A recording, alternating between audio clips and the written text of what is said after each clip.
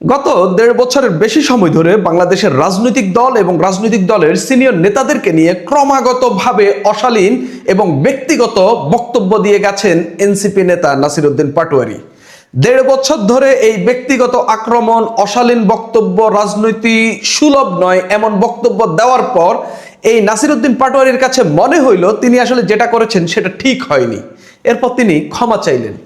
ক্ষমাটা ঠিক এমন ভাবে চাইলেন, যাদের কাছে অন্যায় করেছেন, যাদের সঙ্গে অন্যায় করেছেন, যাদেরকে তিনি ব্যক্তিগত আক্রমণ করেছেন তাদের নাম মেনশন করেননি, ঢালাও ভাবে একটা ক্ষমা চাইলেন। ঠিক ক্ষমাটা এমন ভাবে চাইলেন যেমনটা জামাতের আমির যেভাবে ৭১ নিয়ে ক্ষমা চাইলেন। মানুষ ক্ষমা করবে কিনা আপনারা খুব ভালো করে জানেন, আমিও বলবো আসলে মানুষ ক্ষমা করেছে কিনা। মানুষের বক্তব্য দেখলে আপনি বুঝতে পারবেন মানুষ ক্ষমা করেছে কিনা। আমার প্রশ্ন হইল, নাসির উদ্দিন পাটোয়ারী কেন এই অবস্থানে আসলো? প্রথমত, তিনি কিভাবে এই ক্রমাগত অশালীন বক্তব্য এবং তিনি এই যে ব্যক্তিগত আক্রমণগুলো করলেন, এই অবস্থাতে তিনি কেন আসলেন? তিনি কি এটাতে সফল হতে পেরেছেন কিনা, এবং তিনি যদি সফল হতে পারতেন তাহলে কি করতেন? আমি এই আলোচনাগুলো করব। আগে দেখি নাসির উদ্দিন পাটোয়ারী কি বলেছেন। তিনি বলছেন, গত কয়েকদিন বয়োজ্যেষ্ঠ বন্ধু, রাজনৈতিক শুভাকাঙ্ক্ষী, এমপি, মন্ত্রী ও প্রিয় সহযোদ্ধাদের সঙ্গে কিছু আন্তরিক কথা বলার সুযোগ হয়েছিল। সবার কাছ থেকে একটি সুন্দর দিক নির্দেশনা পেয়েছি। ব্যক্তিগত আক্রমণ এড়িয়ে চলা, অপ্রয়োজনীয় কথাবার্তা থেকে দূরে থাকা এবং গঠনমূলক সমালোচনা করতে মনোযোগ দেওয়া। অর্থাৎ গত ১.৫ বছর ধরে তিনি আসলে এই উপদেশ তিনি বা এই নির্দেশনামূলক বক্তব্য কারো কাছ থেকে পাননি, অনেকের কাছ থেকে পেয়েছেন। তাকে নিয়ে সমালোচনা হয়েছে টিভিতে, তাকে নিয়ে প্রতিদিন ফেসবুকে স্ট্যাটাস পড়েছে। তিনি সেগুলো তোয়াক্কা করেননি, তিনি তার মতো করে এগিয়ে গেছেন। আজকে এই কথা বললে পরের দিনের কথা আরো তীব্রভাবে তিনি আক্রমণ করেছেন তার প্রতিপক্ষের যেই নেতাকে তিনি কন্টিনিউয়াসলি বলতেন। আমি বিনয়ের সঙ্গে সেই পরামর্শগুলো গ্রহণ করেছি। অর্থাৎ যে পরামর্শ তাকে দেওয়া হয়েছে, ব্যক্তিগত আক্রমণ, এই মানে কুবক্তব্য যে তিনি দেন সেগুলো থেকে এড়িয়ে চলার যে তাকে পরামর্শ দেওয়া হয়েছে, তিনি বলছেন যে তিনি সেটা গ্রহণ করেছেন। তিনি বলছেন আরো শান্ত ও দায়িত্বশীলভাবে পথ চলার চেষ্টা করব। তার মানে তিনি এতদিন শান্ত ছিলেন না এবং এতদিন দায়িত্বশীল, প্রপার দায়িত্বশীল তিনি ছিলেন না, তার এই বক্তব্যে স্পষ্ট। তিনি বলছেন, রাজনৈতিক, অর্থনৈতিক ও সাংস্কৃতিক অগ্রগতির জন্য নিজের সামর্থ্য অনুযায়ী কাজ করে যেতে চাই। খুবই ভালো কথা। আমার কোনো কথা বা কাজে অনিচ্ছাকৃতভাবে কেউ কষ্ট পেয়ে থাকলে বা কষ্ট পেলে আন্তরিকভাবে ক্ষমা প্রার্থনা করছি। আপনি তো ঢালাওভাবে দেশের ১৬ কোটি মানুষকে আক্রমণ করেননি। আপনি বিএনপি নেতা মির্জা আব্বাসকে আক্রমণ করেছেন, বিএনপির নেতাদেরকে, তৃণমূলকে কন্টিনিউয়াসলি আপনি চাঁদাবাজ ওইসে বলে গেছেন, কিন্তু আপনি কোনো প্রমাণ তাদের বিরুদ্ধে শো করতে পারেননি। তাদের বিরুদ্ধে কেস করার মতো কোনো তথ্য নিয়ে আপনি থানায় হাজির হইতে পারেননি, আদালতে হাজির হইতে পারেননি। আজও যদি আপনার কাছে সেই তথ্য প্রমাণ থেকে থাকে, অন্তত কোনো কিছু থেকে থাকে, আমি মনে করি আপনি যদি এই কেস না করতে সাহস না পান বা কেস করতে না পারেন, অন্তত আপনি জনসম্মুখে সেগুলো প্রকাশ করে দেন। মানুষ এগুলাকে গ্রহণ করবে। কারো চাঁদাবাজির বিরুদ্ধে মানুষ অবশ্যই অ্যাকশন নেবে এবং মানুষ অবশ্যই সেটাকে ধিক্কার জানাবে। আপনার কাছে থাকলে আপনি সেটা প্রকাশ করে দেন, কিন্তু নাই, আপনি দেখাইতে পারবেন না। আপনি শুধু আছে মুখটা, যেটা দিয়ে আপনি আসলে কন্টিনিউয়াসলি মিথ্যা কথা বলে যাইতে পারেন। এবং আমি বলবো যে আপনি যতদিন যে কথাগুলো বলেছেন গত ১.৫ বছরের বেশি সময় ধরে, এগুলো যদি প্রমাণ করতে না পারেন আপনি আসলে মিথ্যা বলেছেন এবং আপনি একজন মিথ্যুক রাজনীতিক হিসাবে নিজেকে এস্টাবলিশ করেছেন। মানুষ এই কথাগুলোই বলছে, আমি আপনাদেরকে পড়ে শোনাবো কি কি বলছেন। তিনি বলছেন, আমার কোনো কথা বা কাজে অনিচ্ছাকৃতভাবে কেউ কষ্ট পেয়ে থাকলে আন্তরিকভাবে ক্ষমা প্রার্থনা করছে। অনিচ্ছাকৃতভাবে কেউ ক্ষমা পেয়ে থাকলে আপনাদের দোয়া, ভালোবাসা ও পরামর্শ আমার পথ চলার শক্তি। তারপরে তিনি বললেন যে তিনি কিভাবে আর্থিক এক যাত্রার নীরব সূচনা করেছেন, কিয়ামুল লাইলের মধ্য দিয়ে এশারের পর থেকে ফজরের নামাজ পর্যন্ত তিনি একেবারে দাঁড়িয়ে থেকে ইবাদত করে তিনি আসলে এক নীরব এই সূচনা করেছেন, আত্মিক যাত্রার নীরব সূচনা করেছেন। তার আত্মিক যাত্রার নীরব সূচনা হবে না। গতকাল ধানমন্ডির তাকওয়া মসজিদ থেকে তিনি এটা শুরু করেন, শবে কদরের দিন সম্ভবত। আল্লাহ আমাদের সবাইকে ক্ষমা করুন এবং সঠিক পথে পরিচালিত করুন। আপনি যে কাজ করেছেন, আপনি অন্তত মানুষের কাছে ক্ষমার অযোগ্য হয়ে পড়েছেন। আমি যদি দেখি মানুষ আসলে কি বলছে, তিনি একজন লিখছেন, একেবারে এগুলো ফেসবুক কমেন্ট না, একটা নিউজের ওয়েবসাইটের নিচে কমেন্ট। একজন লিখছেন, এই ছেলের রাজনীতি করার সামান্যতম কোনো যোগ্যতা নেই, তার ভবিষ্যৎ খুবই অন্ধকার, তার কথাবার্তা বেপরোয়া, লাগামহীন, সৌজন্যতা ও শালীনতা তার মধ্যে নেই। আল্লাহ তাআলা তাকে হেদায়েত করুন। নাসির উদ্দিনের জন্য মানুষ হেদায়েত চাচ্ছে। অশালীন কথা বলার সাময়িক মজা নিতে থাকো, তবে মনে রেখো রাজনীতি সাময়িক সময়ের জন্য নয়। খুবই সত্য কথা। রাজনীতি কোনো সাময়িক সময়ের জন্য, এটা লম্বা পথ, অনেক বড় পথ। আপনি যদি একবার ছিটকে পড়েন, মানুষ আপনাকে আর টেনে তুলবে না।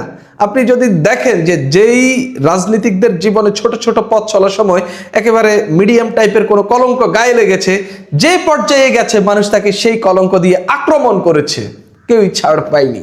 এরকম অনেক লোক রয়েছে যাদের ওই কেলেঙ্কারিগুলো মানুষ কখনো ভুলে যায় না। জেনারেশন আফটার জেনারেশন তারা এগুলো মনে রাখে এবং তারা সেগুলো সামনে নিয়ে আসে। নাসিরউদ্দিন পাটোয়ারি ঠিক সেই কাজ, তিনি সেই বেস নিজের জন্য তৈরি করে ফেলেছেন এবং মানুষ তাকে এই আক্রমণ বলতে কথা দিয়ে, এবং তাকে যে তিনি যে কত হালকা একজন রাজনীতিক সেই কথা বলার স্পেস তিনি মানুষকেই দিয়ে দিয়েছেন। আরেকজন লিখছেন, রাজনীতিবিদদের ও সামাজিক কিছু দায়বদ্ধতা আছে, সবার পূর্বে প্রজন্মকে লক্ষ্য করে চলে কম বেশি। ওবায়দুল কাদের, হাসান মাহমুদের রাজনীতির ধারণ এখনকার প্রজন্মের মধ্যে প্রতিফলিত হয়েছে। এই নাসিরউদ্দিন পাটোয়ারি তার স্বভাবসুলভ আচরণে নিজেকে শিক্ষিত অশিক্ষিত ও অভদ্র রাজনীতিক হিসেবে প্রতিষ্ঠিত করেছে, যার ধারাবাহিকতায় পরবর্তী প্রজন্মেও এমন আচরণের লোক রাজনীতির মাঠে দেখা যাবে নিশ্চিত। যে যত নীতি কথাই বলুক, দিন শেষে সবাই কৃতকর্ম সম্পর্কে জানে। কেউ ঢোল পিটিয়ে জানায়, আবার কেউ অপেক্ষা করে কখন সময়ের যেখানে সময়ে বলে দেবে, অর্থাৎ সময়ের কথা সময়ে বলবে, এরকমটাই তিনি বলছেন। আপনি একজন লিখছেন, আপনি একজন উচ্চশিক্ষিত, নিজেকে খুব গুণী ভাবেন, নেতৃত্ব দেন, অথচ এখন আপনার উপলব্ধি হয়েছে বড়দের সম্মান দিয়ে কথা বলবেন, এতদিন এটা শিখেন নেই। মানুষ নাসিরউদ্দিন পাটোয়ারির এটাকে ইতিবাচক হিসেবে দেখছে না। মানুষ মনে করছে যে নাসিরউদ্দিন পাটোয়ারি আসলে ঠিক হবে না, সে ক্ষমা চাক যাই হোক, সে আসলে ঠিক হবে না। এখন মির্জা আব্বাস হয়তো অসুস্থ বিদায় তাকে ইউটিউবাররা রেগুলারলি ডিস্টার্ব করে। তিনি এখন যেখানেই যান, ইউটিউবাররা তার মুখ থেকে কিছু নির্দিষ্ট শব্দ বের করিয়ে আনতে চায়। কেননা তিনি এই কথাগুলো বললে ইউটিউবারদের লাভ এবং জামাতের লাভ। কেননা জামাত চায় নাসিরউদ্দিন পাটোয়ারি কন্টিনিউয়াসলি বিএনপিকে আক্রমণ করুক, মির্জা আব্বাসকে আক্রমণ করুক। তারা এটার কাটপিস দিয়ে ফেসবুকে তাদের বাহিনী বড় ধরনের প্রচারণা চালাইতে পারবে, বড় ধরনের কর্মকাণ্ড সাধন করতে পারবে। ঠিক সেই জায়গায় নাসিরউদ্দিন পাটোয়ারি হয়তো কিছুটা আন্ডারস্ট্যান্ড করতে পেরেছে যে আমি তো ইউটিউবার আর জামাতের কবজায় গেছি গা, এখন আমাকে তো এখান থেকে বের হইতে পারবো। হয়তো সেই প্রচেষ্টা, আমার কাছে মনে হয় না এই লোক বের হইতে পারবে, কারণ তার মধ্যে কোনো ন্যূনতম রাজনৈতিক ভালো নলেজ নেই বা রাজনৈতিক সহনশীলতা নেই যে তিনি আসলে প্রতিপক্ষকে আসলে এভাবে কথা না বলে তিনি থাকতে পারবেন। আমি দেখেছি তিনি 5 আগস্টের পর থেকে কন্টিনিউয়াসলি কিভাবে তিনি আসলে কথা বলছেন। এনসিপির নেতা হওয়ার পর কিছুদিন কোণঠাসা থাকার পর তিনি আসলে কিছুটা নিজেকে একটু গুটিয়ে রেখেছিলেন। এরপরে যখন ওসমান হাদির হত্যাকাণ্ডটি ঘটলো, এরপর থেকে তিনি আবার নিজেকে নিজের পুরনো রূপে ফিরিয়ে আনলেন।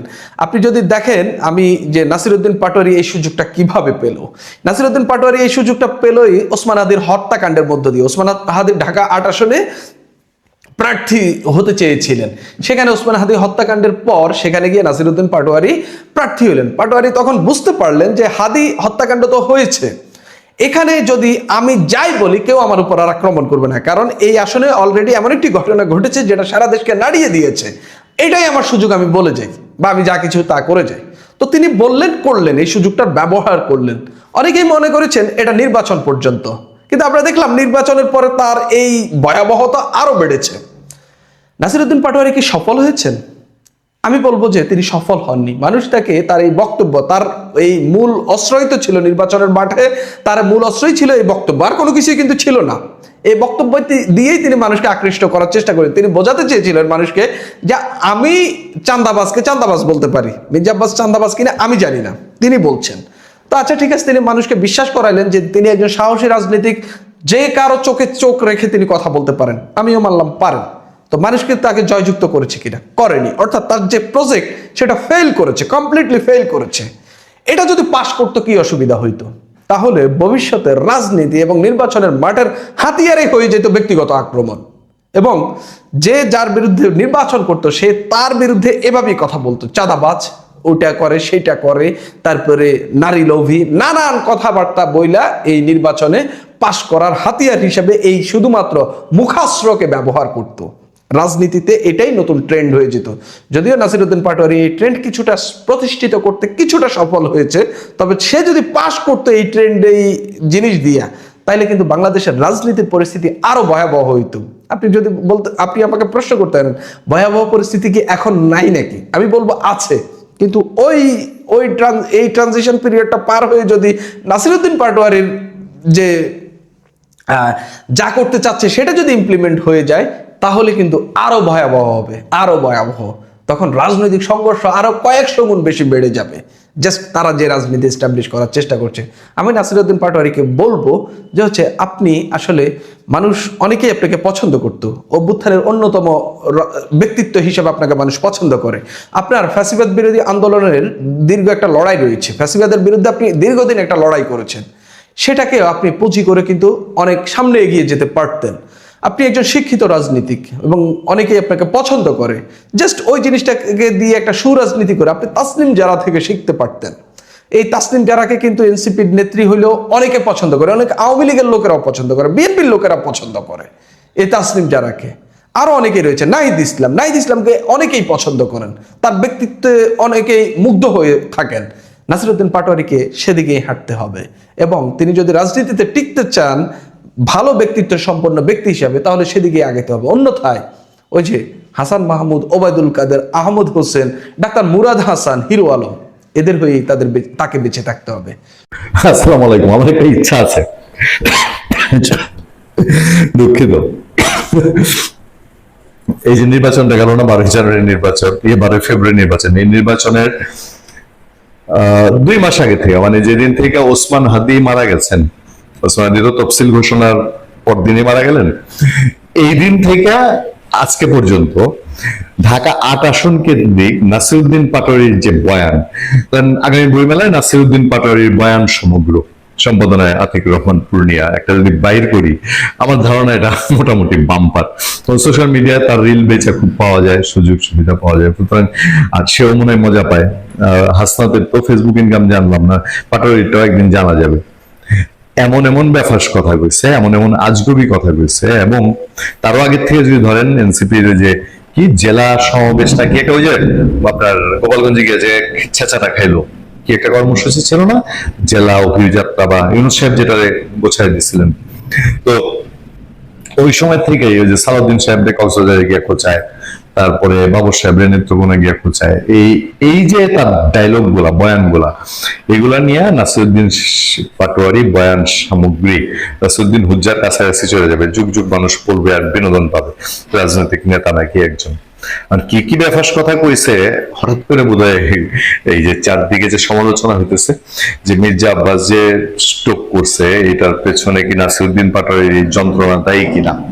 ক্ষমা চেয়েছেন নাসিরউদ্দিন পাটোয়ারি, দিয়েছেন অপ্রয়োজনীয় কথা আর না বলার প্রতিশ্রুতি, মানে এর মধ্যে যে বেশি বাচালামি বেশি যে করছে, এটা নিজেই কইছে যে আমি আর বাচালামি করবো না, আমি আর বাচাল থাকবো না। পবিত্র রমজান মাসের শেষ ভাগে, আবার রমজান যেহেতু, নফল ইবাদত শুরু করেছেন। বাপরে বাপ, খবর কি নাসিরউদ্দিন পাটোয়ারি মুখ্য সমন্বয়ক, নাসিরউদ্দিন পাটোয়ারি তিনি নফল ইবাদত শুরু করেছেন, এটাও সংবাদ। এবং প্রথম আলোর, মানে আমরা যেটাকে বলি যে সংবাদের লিড রিপোর্টের ইন্ট্রো লাইনটাই হচ্ছে, প্রথম আলোর মতো পত্রিকার ইন্ট্রো করছে এই লাইন দিয়ে, যে পবিত্র রমজান মাসের শেষ ভাগে নফল ইবাদত শুরু করেছেন নাসিরউদ্দিন পাটোয়ারি, এনসিপি মুখ্য সমন্বয়ক। নিজের অনাকাঙ্ক্ষিত ভুল ত্রুটির জন্য সবার কাছে ক্ষমা চেয়ে তিনি বলেছেন, এখন থেকে অপ্রয়োজনীয় কথা এড়িয়ে চলবেন তিনি। শুভাকাঙ্ক্ষী সহ সবার কাছ থেকে পরামর্শ নেওয়ার পর আজ বুধবার ভোরে নিজের ভেরিফাইড ফেসবুক অ্যাকাউন্টে এক পোস্টে এই প্রতিশ্রুতি দেন নাসিরউদ্দিন পাটোয়ারি। নিশ্চয়ই সেক্রেটারি খায়া মাথাটা একটু ঠান্ডা ছিল। জুলাই গণ অভ্যুত্থানে নেতৃত্ব দেওয়া তরুণদের গড়া দল আশা নিরাশায় পর্যবসিত করা দল জাতীয় নাগরিক পার্টির নেতা নাসিরউদ্দিন পাটোয়ারি ত্রয়োদশ সংসদ নির্বাচনে প্রার্থী হওয়ার পর থেকে নানা ঘটনায় আলোচিত, নানা অঘটনের ঘটনপটিও তিনি। ঢাকা 8 আসনে প্রার্থী হয়ে প্রতিদ্বন্দ্বী প্রার্থী বিএনপির জ্যেষ্ঠ নেতা মির্জা আব্বাসের বিরুদ্ধে আক্রমণাত্মক বক্তব্যের জন্য তিনি সমালোচনায়ও পড়েছিলেন, এখনো আছে সমালোচনা। প্রথম আলো চাইলে তার মুক্তি দিয়ে দিতে পারবে না। এবার তিনি ওই বাদ ফজর ফেসবুক পেজ পোস্টে লেখেন, আমার কোনো কথা বা কাজে অনিচ্ছাকৃতভাবে কেউ কষ্ট পেয়ে থাকলে আন্তরিকভাবে ক্ষমা প্রার্থনা করছি। আপনাদের দোয়া, ভালোবাসা ও পরামর্শ আমার পথ চলার শক্তি। সিঙ্গাপুরে গিয়া এই সিঙ্গাপুর ন্যাশনাল হাসপাতালে যদি অনুমতি পায়, প্রথমে আপনার মির্জা আব্বাসের ছেলের কাছে মাপ চাইতে হবে, তারপরে মির্জা আব্বাসের কানে কানে যদি কয় ভাই মাফ করেন, এরপরে মির্জা আব্বাস ভালো মানুষ, যদি মাফ করে দিয়া পরে আল্লাহর হাতে ছেড়ে দেয় যে আল্লাহ মাফ করলে মাফ, তাহলে বোঝা যাবে ঘটনাটা কি হয়। এবার রমজানের শুরু থেকে বিভিন্ন জেলায় গিয়ে তারাবি নামাজ পড়েছেন নাসিরউদ্দিন, বিশাল খবর। গতকাল ধানমন্ডির তাকওয়া মসজিদে কিয়ামুল লাইনের মাধ্যমে এই আধ্যাত্মিক যাত্রার এক নীরব সূচনা করার কথাও তিনি পোস্টে জানান। খুবই খুবই ভালো, এটা অ্যাপ্রিসিয়েট করি। এবং এই এই এই আধ্যাত্মিক লাইনে চলা ভালো, আধ্যাত্মিক লাইনের লোক খারাপ কাজ কম করে। এই যে গত 18-19 মাসে পাটোয়ারিরা যেগুলো আকাম করছে, যদি সেই আধ্যাত্মিক লাইনে থাকে, প্র্যাকটিসটা যদি একটু শক্তিশালী করে, তাহলে নিশ্চয়ই আপদ বাংলাদেশে কিছু একটা কমবে। নাসিরউদ্দিন পাটোয়ারি লেখেন, গত কয়েকদিনে বয়োজ্যেষ্ঠ বন্ধু, রাজনৈতিক শুভাকাঙ্ক্ষী, মন্ত্রী, এমপি ও প্রিয় সহযোগীদের সাথে কিছু আন্তরিক কথা বলার সুযোগ হয়েছিল। সবার কাছ থেকে একটি সুন্দর দিক নির্দেশনা পেয়েছি। ব্যক্তিগত আক্রমণে এড়িয়ে চলা, অপ্রয়োজনীয় কথাবার্তা থেকে দূরে থাকা এবং গঠনমূলক আলোচনায় মনোযোগ দেওয়া। আমার ধারণা কি, তার যদি সত্যি কোনো শোভানন্দ এই থেকে থাকে, তাহলে মানে আমার সাথে যদি এরকম ফ্রি অ্যান্ড ফ্র্যাঙ্ক রিলেশন হতো, আমি কইতাম যে বাপ, তুমি কি শেখ হাসিনার দেখে তোমার শিক্ষা হয় না? শেখ হাসিনার কথা ভুলে গেছো তুমি নাকি? যদি ভুলে না গিয়ে থাকো, তাহলে এটা একটু মনে রাখো যে তার জিব্বাটা, শেখ হাসিনার জিব্বাটা তার জন্য বিরাট একটা সর্বনাশ করছিল। তো এই সর্বনাশ যদি রে বাবা তুমি তোমার নিজের দায়কে আনতে চাও, তাহলে তোমার নিজের জিব্বা সামলাও। নিশ্চয়ই কেউ না কেউ এই বুদ্ধি তাদের দিছে। আমি বিনয়ের সাথে সেই পরামর্শগুলো গ্রহণ করছি এবং আরো শান্ত ও দায়িত্বশীলভাবে পথ চলার চেষ্টা করব। রাজনৈতিক, অর্থনৈতিক ও সাংস্কৃতিক অগ্রগতির জন্য নিজের সামর্থ্য অনুযায়ী কাজ করে যেতে চাই, প্রতিশ্রুতি দেন এই তরুণ রাজনীতি। আচ্ছা, এই যে সরি কইছে, হ্যাঁ, এবং সে আর কোনোদিন উল্টাপাল্টা কথা বলবে না, যে মুসলেখা দিছে, সবার কাছে ক্ষমাও চাইছে, দেশবাসীর কাছে একটু ক্ষমা চাবে। যে কথায় কথায় বলে আওয়ামী লীগ ক্ষমা চাক, আওয়ামী লীগ তার বোধোদয় হয় না। আমরা বলি আওয়ামী লীগের বোধোদয় হয়েছে কিনা আমরা নিজেরাও সন্দিহান। আওয়ামী লীগ সিস্টেমের মধ্যে দেখ ক্ষমা চাক আমরাও বলি। তারা যে 19 মাস, পাটোয়ারি সাহেবরা আর কি, নাসিরউদ্দিন পাটোয়ারি সাহেবরা 19 মাস যে বাংলাদেশটারে জ্বালায় পুরায় খায়া ফেলছে, তাদের বস ইউনূস সাহেব জ্বালায় পুরায় খায়া ফেলছে, অন্যায় তো সহ্য করছে, তারা একটা টু শব্দ তো করেনি, বরং অন্যায় আরো করাইছে। তাদের প্রিয় শফিকুল আলম, তাদের মপ পার্টি, এইটার জন্য তিনি কি ক্ষমা চাবেন? এই কয়দিনে বেকায়দায় পড়ছে, কারণ বিএনপির বিরুদ্ধে আর বেশি কইলে তো ডলা খায় কিনা, এটা একটু ওই ডিম খাইছিল না হাবিবুল্লাহ বাহার কলেজে, এবার আর বেশি কইলে ডলাও খাইতে পারে। এই ভয়ে হয়তো এখন একটু, যে আমি ভাই এখন আর বেশি যদি কই তাহলে তো ডলা খামো। পাবলিকের ভয় তো নাই।